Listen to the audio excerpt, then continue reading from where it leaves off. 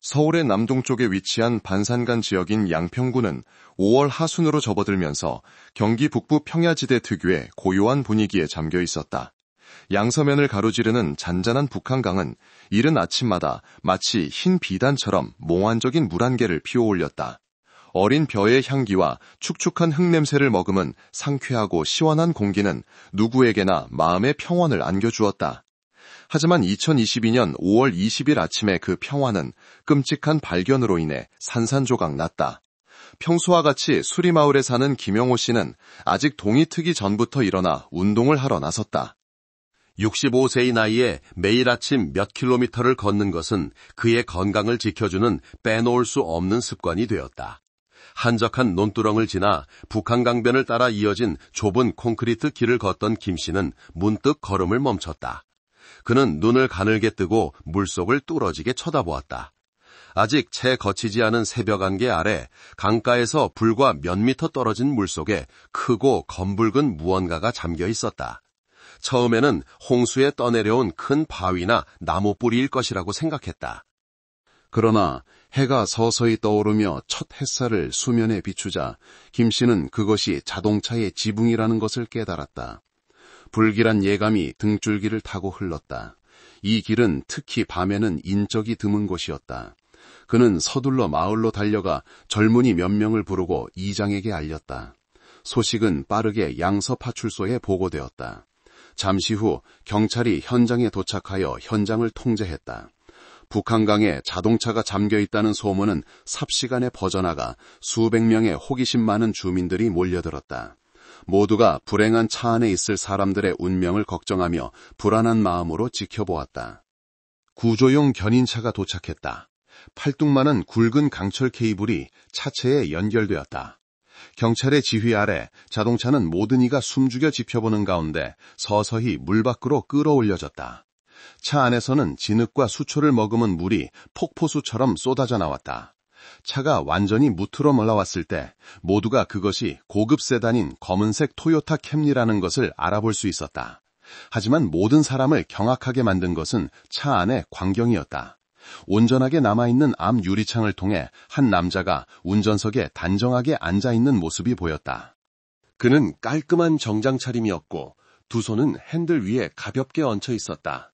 더욱 기이한 것은 안전벨트가 가슴을 가로질러 꼼꼼하게 매여 있었고 몸부림친 흔적이나 탈출하려는 노력의 기색이 전혀 없었다는 점이다. 그 남자는 마치 차가운 강물 속 자신의 차 안에서 깊은 잠에 빠진 듯했다. 피해자의 신원은 곧 확인되었다. 그는 이 지역에서 꽤 알려진 기업인 황제건설의 대표 40세의 이진너다. 처음에 현장에서 관찰된 정황을 바탕으로 대부분의 사람들, 심지어 몇몇 젊은 경찰관들까지도 이것을 안타까운 교통사고로 여겼다. 아마도 어둡고 안개가 짙어 운전 미숙으로 차가 강으로 돌진했을 것이라고 생각했다. 그가 탈출하지 못한 것은 충돌 후 기절했기 때문일 수 있었다. 합리적이고 논란의 여지가 없어 보이는 시나리오였다.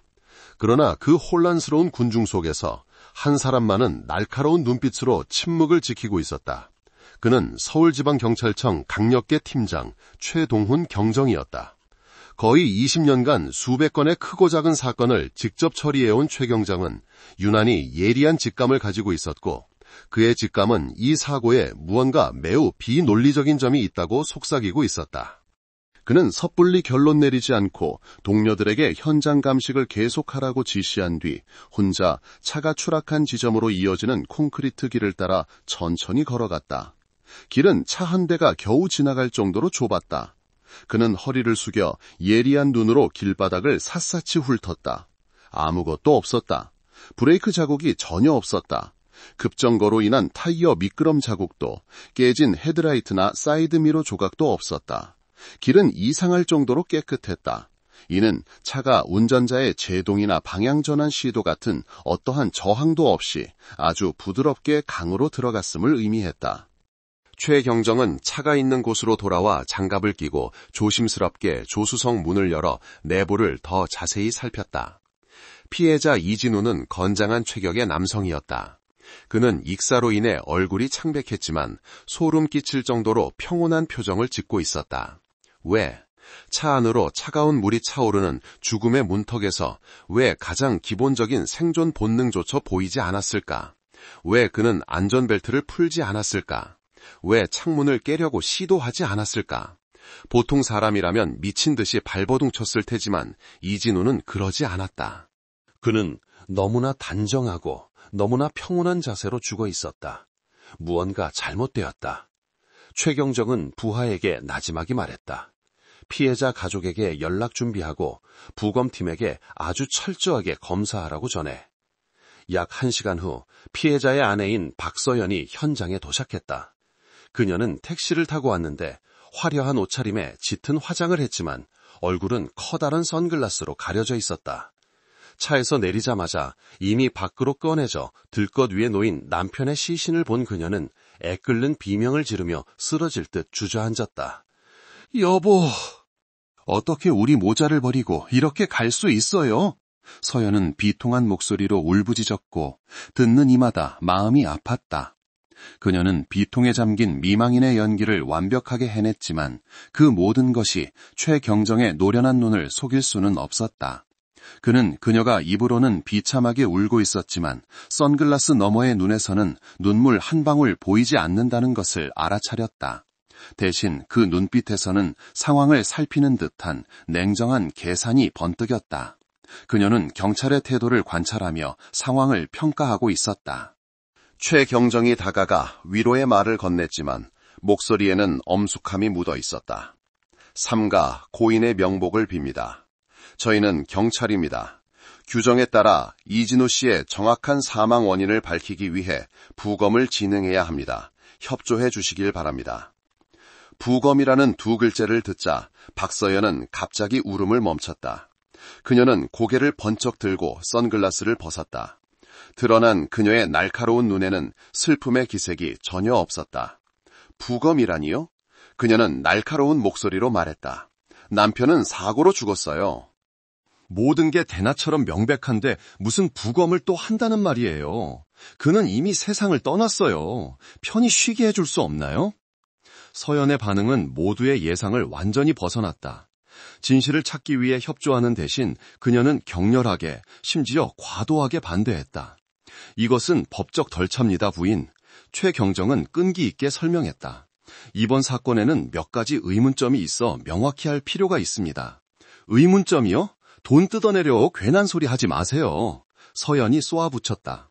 동의 못해요. 제가 법적 보호자예요. 제가 결정할 권리가 있어요.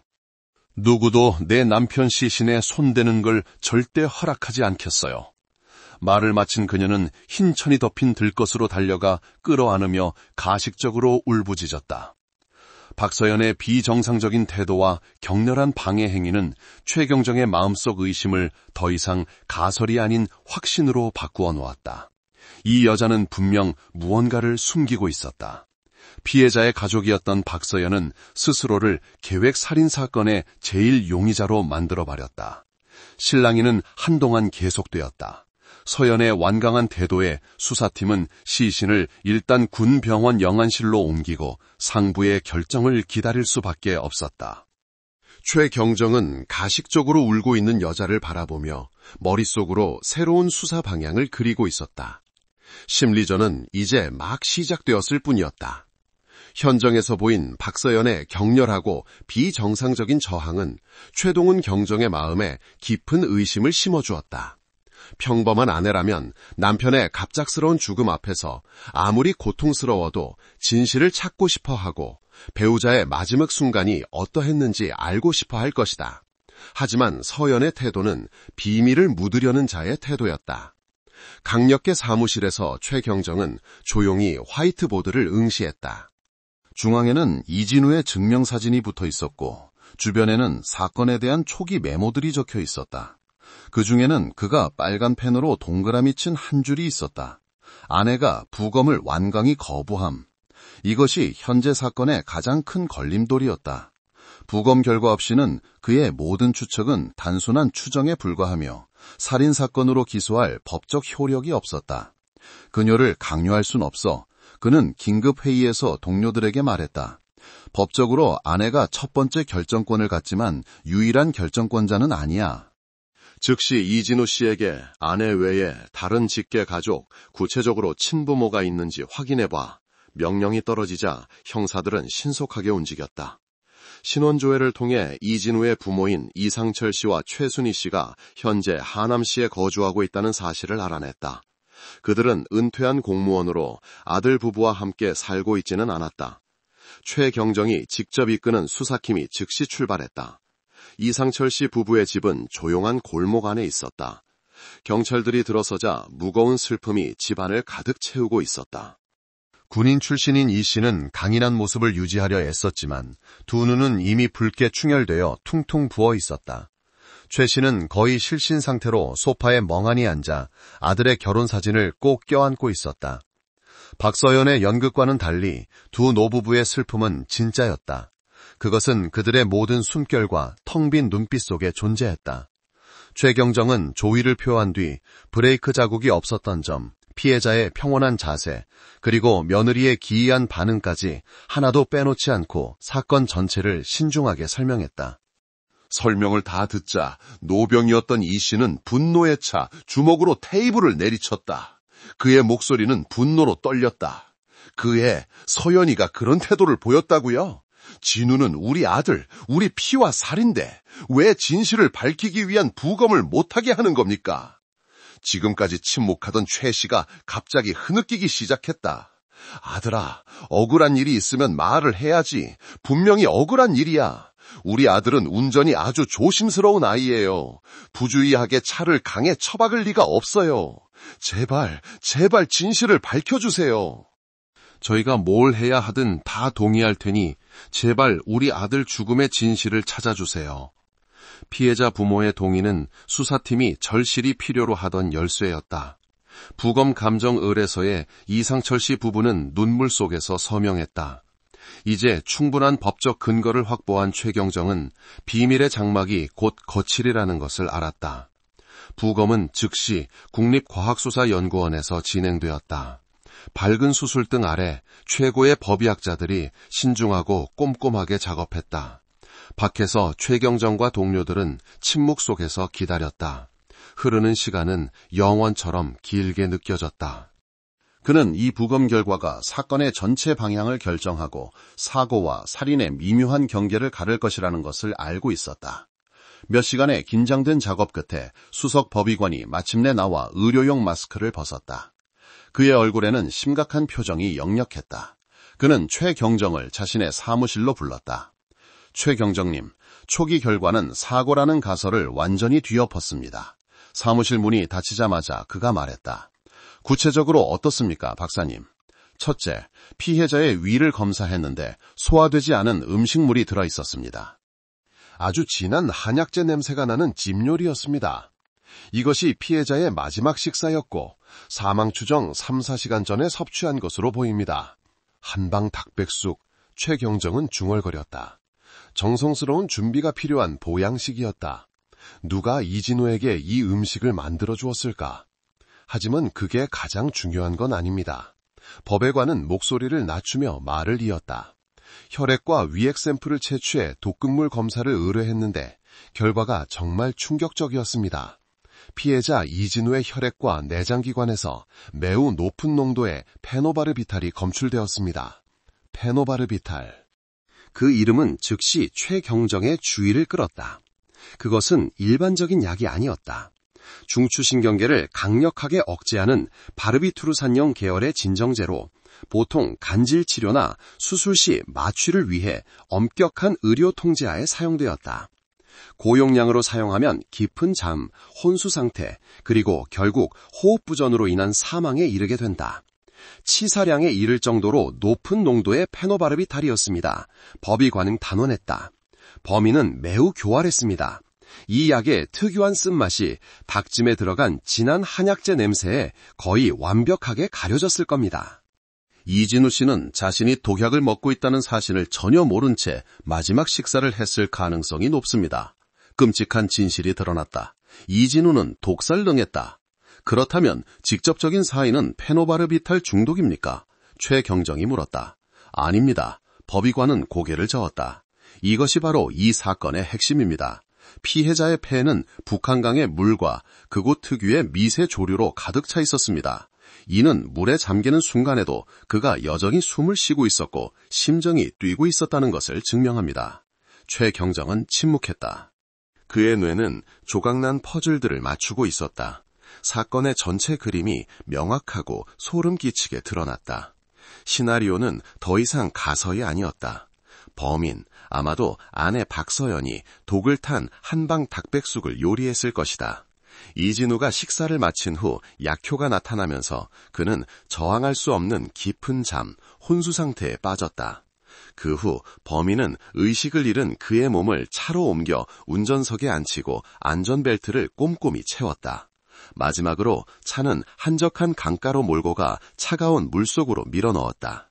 이진우는 사고로 죽은 것도 독살로 죽은 것도 아니었다. 그는 익사했다. 그는 자신의 아내가 만든 혼수 상태 속에서 폐로 강물이 밀려 들어오는 동안 완전히 무력한 상태에서 억울하게 죽어갔다. 범행은 냉혈하고 계산적이며 극도로 잔인하게 실행되었다. 수사기관의 눈을 속이기 위해 사고 현장을 위장하는 계획은 치밀하게 세워졌다. 수사관의 예리함과 피해자 가족의 결단이 아니었다면 이 범죄는 강바닥에 영원히 묻혔을지도 모른다. 최 경정은 자리에서 일어나 법의관과 악수했다. 감사합니다, 박사님. 이 정보는 값을 매길 수 없을 만큼 중요합니다. 국가수를 떠나는 최 경정의 얼굴은 얼음처럼 차가웠다. 사건은 공식적으로 새로운 국면으로 접어들었다. 그는 휴대폰을 꺼내 부팀장에게 전화했다. 전 팀원에게 알려. 그는 강철 같은 목소리로 말했다. 양서면 사건은 교통사고가 아니다. 이건 조직적인 살인사건이야.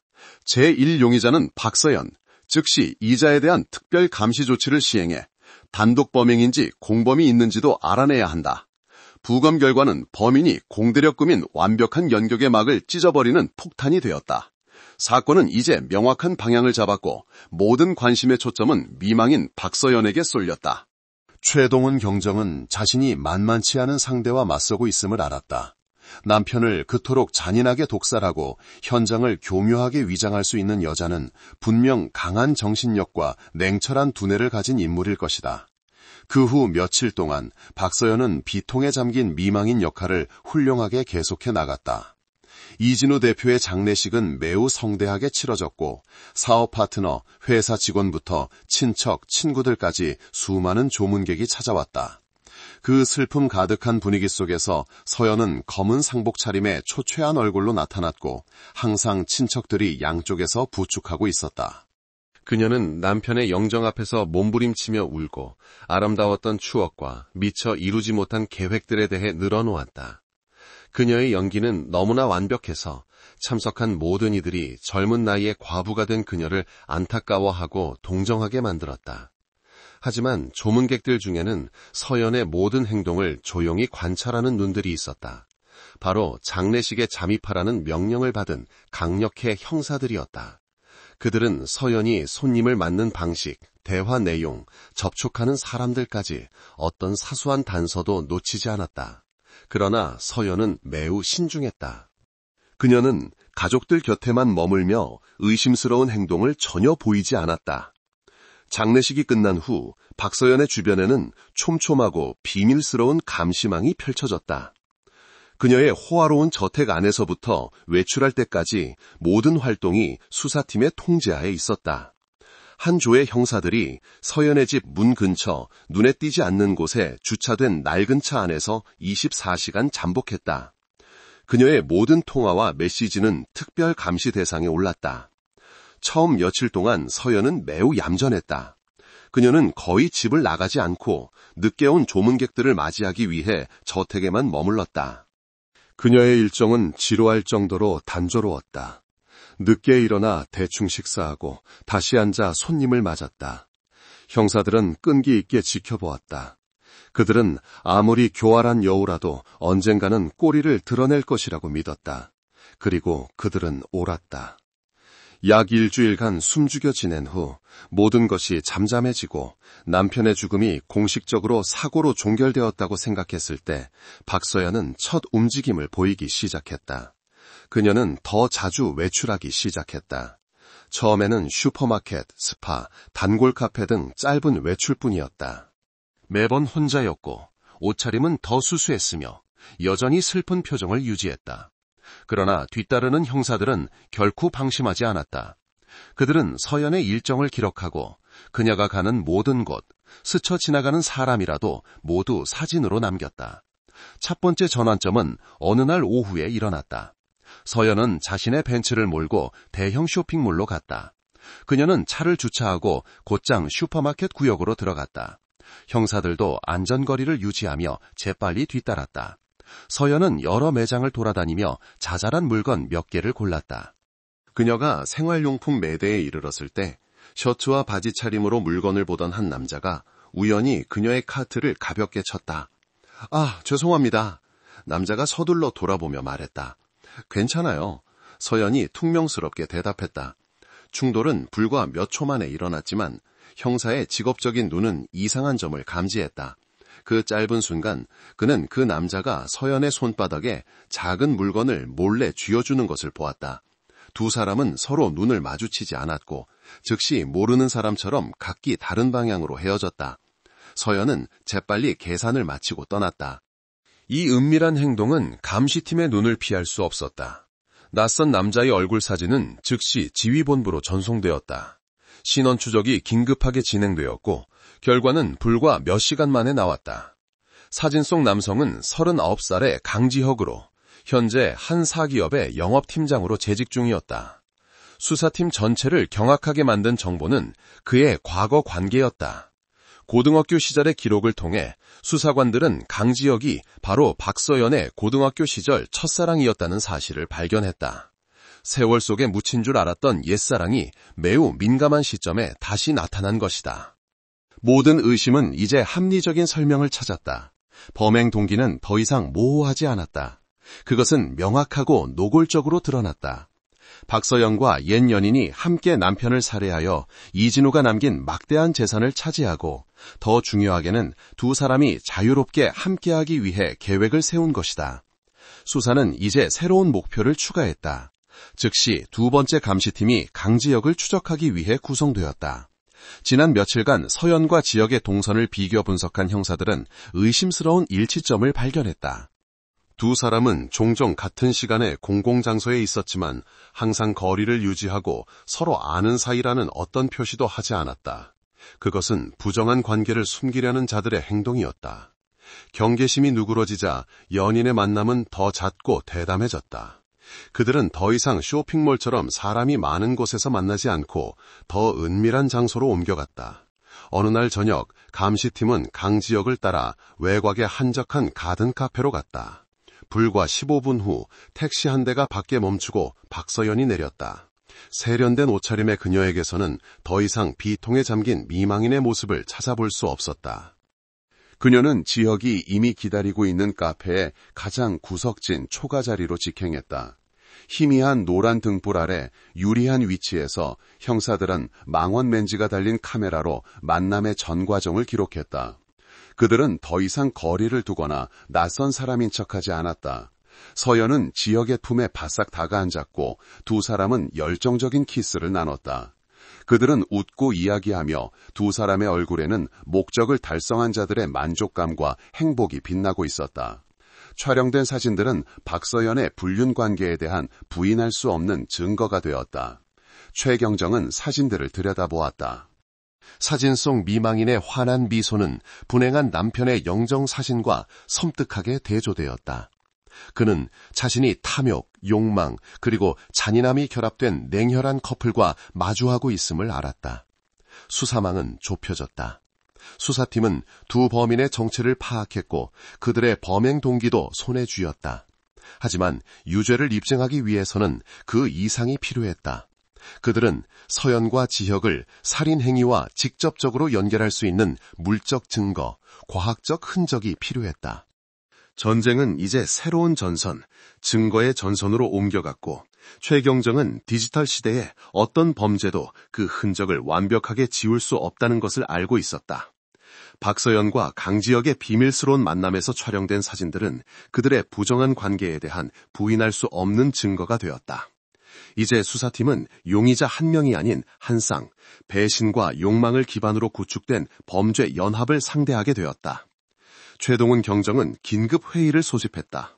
화이트보드 위 서연의 사진 옆에 강지혁의 사진이 붙었고 두 연인을 잇는 붉은 선이 그어졌다. 동기는 확보했고 용의자도 둘이다. 최경정은 단호하게 말했다. 하지만 그들을 기소하기엔 감정과 추측만으로는 부족해. 물적 증거가 필요하다. 재판부 앞에 내놓았을 때 그들이 부인할 수 없는 증거 말이야. 지금부터 해야 할 일은 그들의 과거, 특히 사건 발생 전후의 행적을 샅샅이 뒤지는 것이다. 그들이 완전히 지울 수 없는 것, 바로 전자기록부터 시작하자 명령이 떨어졌다. 각 수사팀은 사이버 안전국과 협력하여 수사에 착수했다. 확고한 법적 근거를 바탕으로 박서연과 강지혁의 휴대폰 번호에 대한 통신자료 수집 영장이 집행되었다. 이진우가 살해되기 전 3개월간 두 사람의 통화 기록과 GPS 기지국 위치에 대한 상세한 분석 보고서가 최경정의 책상 위에 놓였다. 나란히 놓인 무미건조한 숫자들은 열정과 죄악으로 가득 찬 불륜 이야기를 들려주었다. 처음 2달 동안 서연과 지혁의 연락 빈도는 놀라울 정도로 잦았다. 하루에 수십 통의 전화를 하고 수백 개의 메시지를 주고받은 날도 있었다. 위치 추적 도표는 이진우가 출장을 갈 때마다 서연과 지혁의 휴대폰 위치가 거의 항상 일치했음을 보여주었다. 그곳은 지혁이 임대한 강남의 한 고급 오피스텔이었다. 그들은 자신들의 보금자리를 은밀한 데이트를 위한 낙원으로 만들었다. 하지만 가장 주목할 만한 점은 사건 발생 직전 마지막 주에 나타난 갑작스런 변화였다.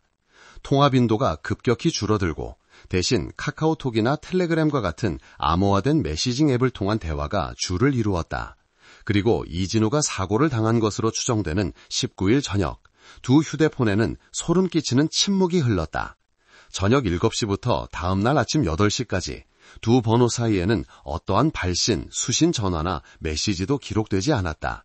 이것은 멀리 떨어져 있을 때의 침묵이 아닙니다. 한 수사관이 분석했다. 이것은 같은 장소에 함께 있으면서 계획을 실행하느라 더 이상 전화로 연락할 필요가 없는 자들의 침묵입니다. 그 운명의 밤, 기지국 위치 분석은 이 판단을 더욱 뒷받침했다. 서연과 지역의 휴대폰 신호는 모두 이진우의 저택 지역에서 함께 발신되었다. 통신 자료는 그들이 함께 있었다는 것을 증명했다. 그러나 그들이 무슨 말을 하고 무슨 짓을 했는지 알기 위해 수사팀은 더 깊이 파고들어야 했다. 초기 증거를 바탕으로 강지혁의 주거지에 대한 긴급 압수수색 영장이 발부되었다. 수사팀은 신속하게 강남에 있는 지역의 오피스텔을 급습했다. 압수수색을 통해 노트북과 지역의 낡은 휴대폰 몇 대를 포함한 여러 중요한 증거물이 확보되었다. 디지털 포렌식 전문가들이 작업을 시작했다. 그들은 사용자가 기기에서 데이터를 삭제하더라도 클라우드 백업의 흔적이 남거나 기기 메모리에서 복구될 수 있다는 것을 알고 있었다. 그리고 그들은 실망하지 않았다. 이틀간의 밤샘 작업 끝에 그들은 박서연과 강지혁 사이에 카카오톡 대화 기록 전체를 복구하는 데 성공했다. 두 사람이 아무도 찾지 못할 것이라 생각하며 신중하게 삭제했던 메시지들이었다. 복구된 메시지 내용이 책상 위에 놓였을 때 최경성과 동료들은 극도의 혐오감을 느꼈다. 그것은 더 이상 사랑의 속삭임이 아니었다. 치밀하고 냉혈하게 논의된 살인 계획서였다. 오늘 밤만 끝나면 우리의 미래는 활짝 열릴 거야. 사건 전날 오후 서연이 지혁에게 보낸 메시지였다. 지혁은 답했다. 준비는 어디까지 됐어? 그 특별한 닭백숙 효과는 확실해? 걱정 마. 전에 소량으로 시험해봤어. 그는 그냥 피곤해서 더 깊이 잠드는 줄 알더라. 오늘 밤엔 전부 넣을 거야. 그는 다시는 깨어나지 못하는 잠을 자게 될 거야. 등골이 오싹해지는 메시지들은 계획의 전모를 폭로했다. 특별한 닭백숙은 바로 페노바르비탈이 첨가된 한방 닭백숙이었다. 그들은 미리 계획했고 심지어 서연은 반응을 확인하기 위해 남편에게 약을 시험하기까지 했다. 그들이 말하던 사랑은 살인 계획 위에 세워진 것이었다. 그들이 언급한 우리의 미래는 이진우의 무덤 위에 세워질 미래였다. 증거는 너무나 명백했지만 최경정은 마지막 결정타, 법정에서 그들의 모든 변명을 잠재울 수 있는 부인할 수 없는 물적 증거를 원했다. 그는 한 팀에게 피해자의 집 주변과 북한강으로 이어지는 모든 도로의 CCTV를 샅샅이 뒤지라고 명령했다. 그것은 매우 고된 작업이었다. 수십 개의 카메라, 수백 시간의 녹화 영상을 꼼꼼하게 다시 봐야 했다. 형사들은 며칠 밤을 새우며 모니터에 눈을 고정하고 테이프를 되감고 또 되감았다. 며칠간의 절망적인 수세 끝에 모두가 지쳐 포기할 무렵 마침내 한 줄기 빛이 보였다. 이진우의 저택 대문에서 약 300m 떨어진 모퉁이에 위치한 한 주택의 CCTV가 귀중한 영상을 포착했다. 촬영 각도가 좋지 않고 화질이 낮아 처음에는 지나쳤던 영상이었다. 그러나 형사 기술 전문가들이 노이즈를 제거하고 밝기를 조절하자 끔찍한 장면이 드러났다. 5월 20일 새벽 1시 30분 이진우의 검은색 캠리가 천천히 대문을 빠져나왔다. 가로등 불빛이 운전석을 비추었고 운전대를 접고 있는 사람이 바로 박서연임을 충분히 알아볼 수 있었다. 하지만 모든 수사관을 소름 돋게 한 것은 뒷좌석의 이미지를 확대했을 때였다. 창문 너머로 희미하게 한 남자의 얼굴이 보였다. 그는 마치 경계하듯 뒤를 돌아보고 있었다. 바로 강지혁이었다. 영상은 불과 몇 초에 불과했지만 가장 강력한 증거가 되었다. 그것은 한밤중에 박서연이 직접 남편의 차를 몰고 연인과 남편의 시신을 싣고 운명의 강을 향해 갔다는 것을 증명했다. 모든 부인과 변명은 이 영상 앞에서 무의미해졌다. 최경정은 CCTV에서 추출된 이미지를 보며 무표정한 얼굴로 서류철을 덮었다. 추격자는 끝났다. 그는 전화기를 들고 차갑고 단호한 목소리로 말했다. 박서연과 강지혁에 대한 긴급 체포 및 압수수색 영장 즉시 집행해. 데이터 분석과 CCTV 영상은 조용한 수사 단계에 종지부를 찍는 결정적인 카드가 되었다. 이제 연극의 막을 내릴 시간이었다. 최동훈 경정은 박서연과 강지혁처럼 냉혈한 자들에게는 기습이 그들의 심리적 방어선을 무너뜨리는 열쇠라는 것을 알고 있었다. 다음 날 이른 아침 2개의 공격조가 동시에 투입되었다. 최경정이 직접 주휘하는 첫 번째 조는 이진우의 호화로운 저택을 급습했다. 무거운 철문이 열렸다. 박서연은 값비싼 실크 잠옷 차림으로 거실에서 여유롭게 커피를 마시며 패션 잡지를 읽고 있었다. 체포 및 압수수색 영장을 들고 갑자기 나타난 경찰을 보자 그녀의 얼굴은 굳어졌다. 자신만만한 미소는 순식간에 사라지고 감출 수 없는 공포가 그 자리를 대신했다. 비통한 미망인 연기는 더 이상 필요 없었다. 수사팀장의 차가운 눈빛 앞에서 악녀의 돈 모습이 서서히 드러났다. 지금 뭐 하는 짓이에요? 당신들 이럴 권리 없어요. 서연은 더듬거렸지만 목소리는 이미 공포로 갈라져 있었다. 우리는 당신이 남편 이진우 씨의 죽음에 직접적으로 연관되어 있다는 것을 증명할 충분한 증거를 가지고 있습니다. 최경정은 감정 없는 목소리로 말했다. 모든 건 끝났습니다, 박서연 씨. 동시에 두 번째 공격조는 강지혁의 오피스텔에 도착했다. 그는 막 출근 준비를 하던 중이었고 셔츠 단추로 다 채우지 못한 상태였다. 문이 열리고 수사관들이 들이닥치자 지혁은 그 자리에 얼어붙었다. 연인과 함께 장밋빛 미래를 그리던 낭만적인 애인은 이제 얼굴에 핏기 하나 없었다. 박서연과 강지혁은 모두 이웃과 동료들이 경악하는 가운데 수갑이 채워져 형사과로 압송되었다. 그들은 서로 완전히 격리된 별개의 취조실로 옮겨졌다. 이것은 용의자들의 말 맞추기를 막고 심리적 압박을 극대화하기 위한 기본적인 수사기법이었다. 처음 몇 시간 동안 둘 다 매우 완강했다. 그들은 침묵을 지키거나 대답하더라도 무감각하게 범행을 부인하는 말뿐이었다. 서연은 자신이 억울하며 남편을 지극히 사랑하는 아내였다고 한결같이 주장했다.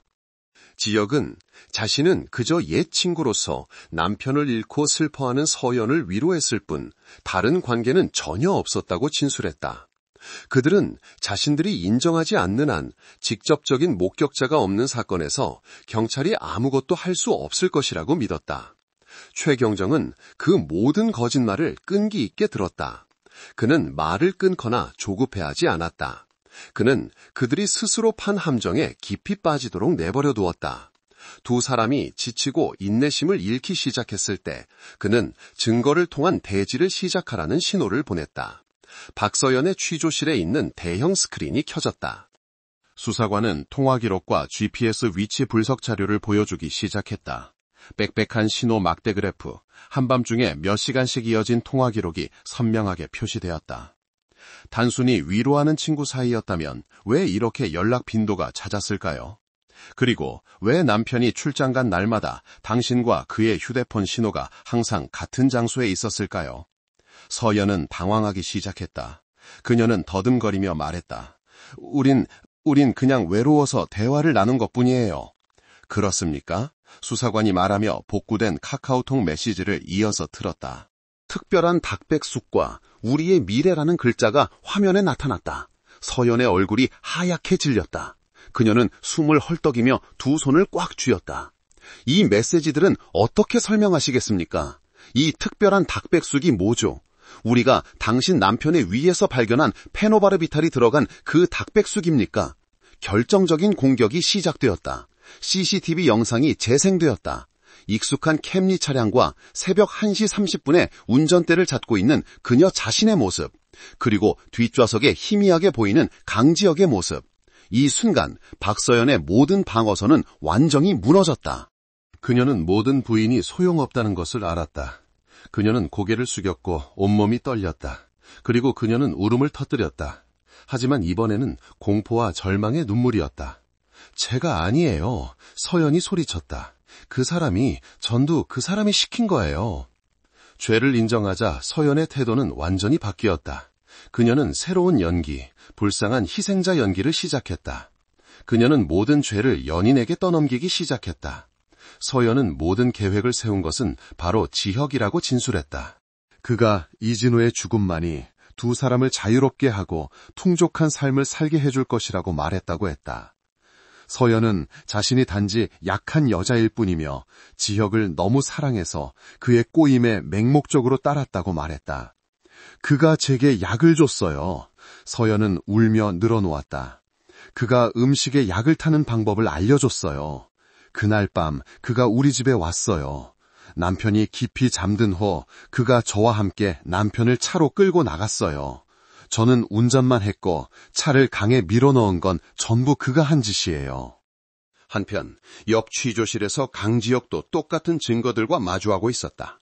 그리고 수사관으로부터 박서연이 자백했고 그를 주범으로 지목했다는 말을 듣자 지혁은 분노에 휩싸였다. 그가 떠벌리던 맹목적인 사랑은 극도의 증오로 변했다. 그 미친 여자! 지혁이 소리쳤다. 감히 그렇게 말해? 주범은 바로 그 여자야. 그 여자는 오래전부터 남편을 지긋지긋해했어. 그리고 지혁은 완전히 다른 버전의 이야기를 털어놓기 시작했다.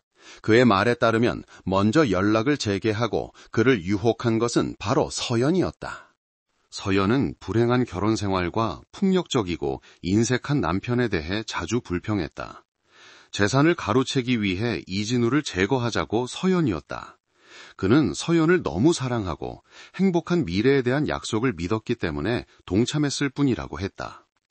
두 범인의 진술은 서로에게 책임을 떠넘기며 모순되었지만 그것들을 종합하자 끔찍한 범행 과정 전체가 완벽하게 재구성되었다. 그날 밤 서연이 남편에게 약을 먹이는 데 성공한 후 그녀는 지혁에게 오라는 메시지를 보냈다. 두 사람은 함께 힘겹게 의식을 잃은 이진우의 몸을 침실에서 끌어내려 마당에 주차된 캠리로 옮겼다. 서현이 운전대를 잡았고 지혁은 뒷좌석에서 망을 봤다. 그들은 한적한 북한 강변으로 차를 몰았다. 그곳에서 둘은 온 힘을 다해 꺼져가는 생명이 질린 차를 차가운 물속으로 밀어넣었다. 그리고는 아무 일도 없었다는 듯 태연하게 택시를 불러 집으로 돌아갔다. 그들이 찬양하던 사랑은 이제 자신의 생존을 위한 싸움에서 서로를 공격하는 무기가 되었다. 거짓 위에 세워진 그들의 범죄 연합은 결국 배신으로 끝났다. 냉혈한 연인의 자백으로 이진우 대표 사건의 수사 과정은 공식적으로 막을 내렸다. 그들의 범죄는 교묘한 연극과 극단적인 거짓말로 덮여 있었지만 결국 정의의 비탑에 완전히 드러났다. 형사소송 절차는 신속하게 진행되었다. 박서연과 강지혁은 모두 조직적이고 계획적이며 비열한 동기를 가진 살인죄로 기소되었다. 몇 달 후 서울중앙지방법원에서 1심 재판이 열렸다. 아내가 내연나무가 공모하여 남편을 독살하고 사고로 위장한 이 사건은 전국적인 여론에 큰 충격을 주었다. 이른 아침부터 법원 주변은 시민들로 가득 찼다. 그들은 모든 도덕과 윤리를 짓밟은 한 쌍의 남녀에게 내려질 심판을 직접 목격하기 위해 모였다. 법정 안은 분노로 가득 차 있었다. 피해자 가족 속에는 이상철 씨와 최순희 씨가 앉아 있었다. 불과 몇 달 사이에 머리카락이 눈에 띄게 희끗해진 모습이었다. 자식을 잃은 슬픔은 건강하고 총명했던 두 사람을 말없는 그림자로, 지울 수 없는 고통이 깊게 새겨진 존재로 만들어버렸다. 박서연과 강지혁이 피고인 속으로 이끌려 들어왔다. 그들은 더 이상 은밀한 데이트 속에서 열정적으로 사랑을 나누던 연인이 아니었다. 대신 불구대천의 원수가 되어 있었다. 그들은 애써 서로를 외면했고 차가운 얼굴과 눈빛에서는 증오가 번뜩였다. 한 사람의 목숨을 앗아가는 동력이 되었던 그들의 사랑은 이제 극도의 증오로 변해 있었다. 검찰의 공소장이 낭독되었다. 한 문장 한 문장이 참석한 이들의 양심에 망치질을 하는 듯 했다. 모든 메시지, 모든 통화, 독살과 시신 유기 계획의 모든 세부 사항이 명확하게 재구성되었다. 법정은 침묵에 잠겼고 이따금 분노에 찬 수군거림만 들려왔다. 피고인 신문에서 서현과 지혁은 모두 범행을 인정했다. 증거가 너무나 명백하여 부인할 수 없었기 때문이다. 하지만 각자의 역할에 대해 질문받자 추악한 책임 떠넘기기 전쟁이 다시 시작되었다. 서연은 여전히 악어의 눈물을 흘리며 사랑에 눈이 먼 불쌍한 여인 역할을 계속했다.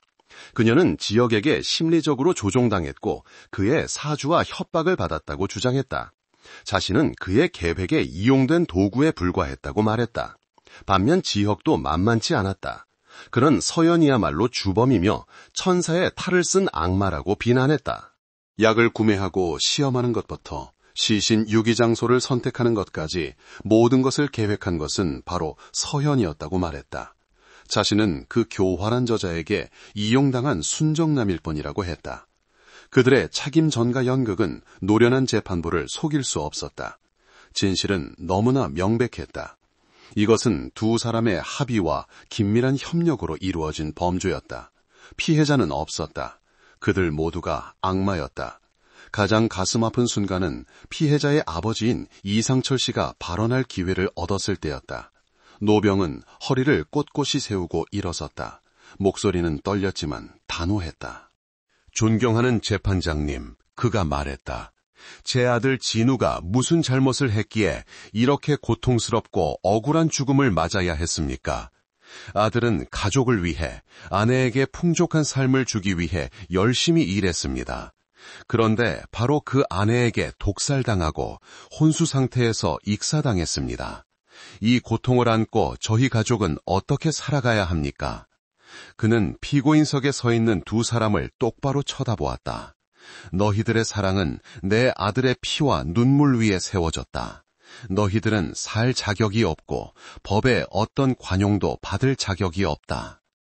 재판부는 수기 끝에 최종 판결을 내렸다. 재판장은 엄숙한 목소리로 피고인들의 범죄 행위가 특히 중대하고 잔혹하며 인간성을 상실하여 사회에 극도의 분노를 일으켰다고 선언했다. 피고인들은 비열한 욕망과 끝없는 탐욕 때문에 피해자의 생명을 앗아가기 위해 치밀하게 계획했다. 이 범죄는 본보기를 보이기 위해 가장 엄중한 형벌로 다스려져야 한다. 피고인 박서연과 피고인 강지혁을 살인죄로 유죄 판결한다.